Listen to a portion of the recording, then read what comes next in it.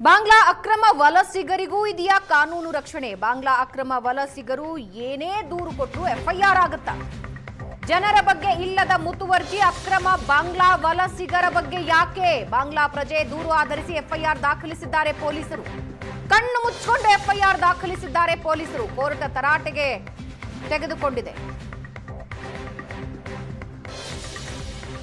ಎಫ್ಐಆರ್ಗೆ ತಡೆ ನೀಡಿ ಹೈಕೋರ್ಟ್ ಏಕಸದಸ್ಯ ಪೀಠ ಆದೇಶ ನೀಡಿದೆ. ಡಾಕ್ಟರ್ ನಾಗೇಂದ್ರರಿಂದ ಹಲ್ಲೆ ಅಂತ ಬಾಂಗ್ಲಾ ಅಕ್ರಮ ವಲಸಿಗ ದೂರು ಕೊಡ್ತಾನೆ. ಘಟನೆ ಬಗ್ಗೆ ಪರಿಶೀಲಿಸದೇನೆ ಎಫ್ಐಆರ್ ದಾಖಲಿಸಿಬಿಡ್ತಾರೆ ಪೊಲೀಸರು. ಅಕ್ರಮ ವಲಸಿಗರ ಬಗ್ಗೆ ಪೊಲೀಸರಿಗೆ ಮಾಹಿತಿ ಕೊಟ್ಟಿದ್ದಕ್ಕೆ ಸುಳ್ಳು ಕೇಸ್ ಆಗಿರುತ್ತೆ.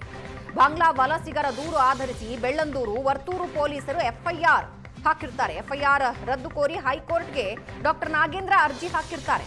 ಎಫ್ಐಆರ್ಗೆ ತಡೆ ಕೊಟ್ಟು ಪೊಲೀಸರನ್ನ ತರಾಟೆಗೆ ತೆಗೆದುಕೊಂಡಿದೆ ನ್ಯಾಯಾಲಯ.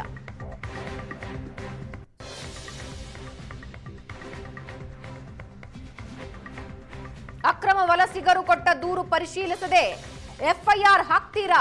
ನ್ಯಾಯಾಲಯದ ಪ್ರಶ್ನೆ.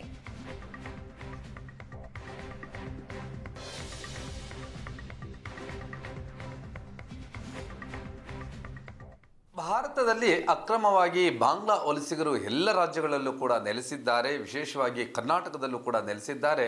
ಅಕ್ರಮ ವಲಸಿಗರು ಕೊಟ್ಟಂತ ದೂರನ್ನ ದಾಖಲಿಸಿ ಎಫ್ಐಆರ್ ಮಾಡ್ತೀರಾ? ಅವರಿಗೆ ರಕ್ಷಣೆಯನ್ನು ಕೊಡ್ತೀರಾ? ಇಲ್ಲಿನವರಿಗೆ ರಕ್ಷಣೆ ಇಲ್ವಾ?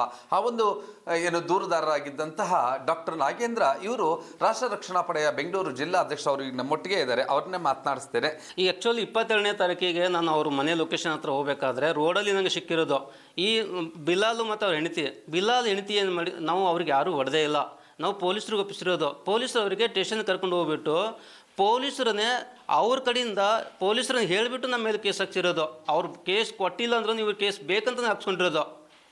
ಅಂದ್ರೆ ಪೊಲೀಸ್ನವರು ನಿಮ್ಮ ಮೇಲೆ ಸುಳ್ಳು ಕೇಸನ್ನು ದಾಖಲಿಸಿ ನಿಮ್ಮನ್ನು ಅರೆಸ್ಟ್ ಮಾಡಿದ್ರು. ಹೌದು, ಸುಳ್ಳು ಆರೋಪ ಮಾಡಿ ನಮಗೆ ಅರೆಸ್ಟ್ ಮಾಡಿರೋದು. ಬೆಳ್ಳಂದೂರು ಪೊಲೀಸ್ ಸ್ಟೇಷನಲ್ಲಿ ಒಂದು ಕೇಸ್ ಆಗಿದೆ, ವರ್ತೂರು ಪೊಲೀಸ್ ಸ್ಟೇಷನ್ ಕೂಡ ಅಲ್ಲಿ ಕೂಡ ಸೇಮ್ ಆಗಿದೆ. ಅಲ್ಲಿ ಬೇರೆದವರು, ನಾವು ಯಾರಿಗೂ ಹೊಡೆದೇ ಇಲ್ಲ. ಅವರಿಗೆ ಬಂದು ನಮ್ಗೆ ಅರೆಸ್ಟ್ ಮಾಡಿಕೊಂಡು 1 ಡೇ ಬೆಳ್ಳಂದೂರು ಪೊಲೀಸ್ ಸ್ಟೇಷನ್ ಇದ್ಕೊಂಡು ಆಮೇಲೆ ಕೋರ್ಟ್ಗೆ ಪೊಲೀಸ್ ಮೇಲೆ ನ್ಯಾಯಾಲಯ ನಮಗೆ ಜಾಮೀನು ಕೊಟ್ಟಿದೆ.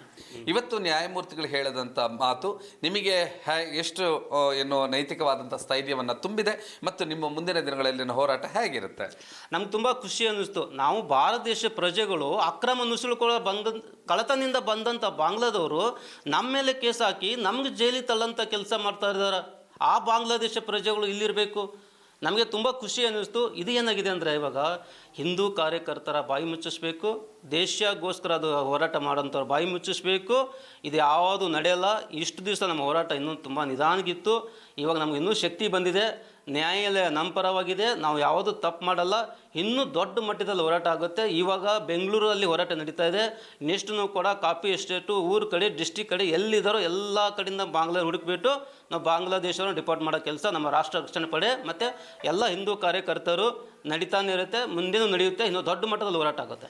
ನ್ಯಾಯಮೂರ್ತಿಗಳು ಒಂದು ಮಾತನ್ನ ಹೇಳಿದ್ರು, ಅಕ್ರಮ ಬಾಂಗ್ಲಾ ವಲಸಿಗರನ್ನ ಹೀಗೆ ಬಿಟ್ಟರೆ ಹಣವೆಗಳಂತೆ ಎಲ್ಲ ಅಂದ್ರಲ್ಲಿ ಬೆಳ್ಕೊಳ್ತಾರೆ ಅಂತ ಹೇಳ್ತಿದ್ರು.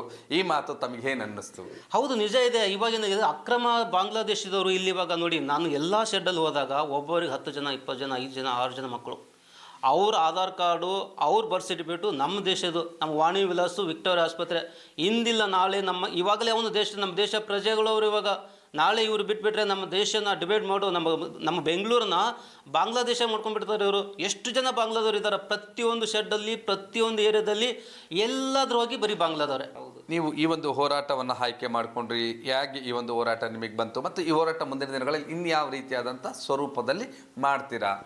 ದೇಶ ಧರ್ಮ, ದೇಶಗೋಸ್ಕರ ಧರ್ಮಗೋಸ್ಕರಾಗಿ ನಾನು ಹೋರಾಟ ಮಾಡ್ತೀನಿ. ಇವಾಗ ಮುಂದಿನ ದಿನಗಳಲ್ಲಿ ಇನ್ನೂ ದೊಡ್ಡ ಮಟ್ಟದಲ್ಲಿ ಹೋರಾಟ ಇರುತ್ತೆ ನಂದು. ಅಂದರೆ ಇವತ್ತಿನ ಹೈಕೋರ್ಟ್ನಲ್ಲಿ ನ್ಯಾಯಮೂರ್ತಿಗಳು ಹೇಳಿದಂತಹ ಮಾತುಗಳು ನಿಮಗೆ ಇನ್ನೆಷ್ಟು ಶಕ್ತಿಯನ್ನು ತುಂಬಿದೆ ಅಂತ ಅನಿಸುತ್ತೆ? ತುಂಬ ಶಕ್ತಿ ತುಂಬಿದೆ. ನನಗೆ ತುಂಬ ಖುಷಿ ಆಯಿತು. ನನಗೆ ಆ ಜಡ್ಜ್ಗೊಂದು ದೊಡ್ಡ ನಮಸ್ಕಾರ.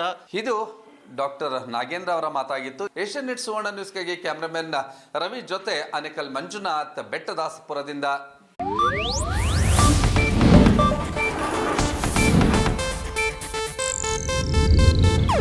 ಇದು ಏಷ್ಯಾನೆಟ್ ನ್ಯೂಸ್ ನೆಟ್ವರ್ಕ್ ಪ್ರಸ್ತುತಿ.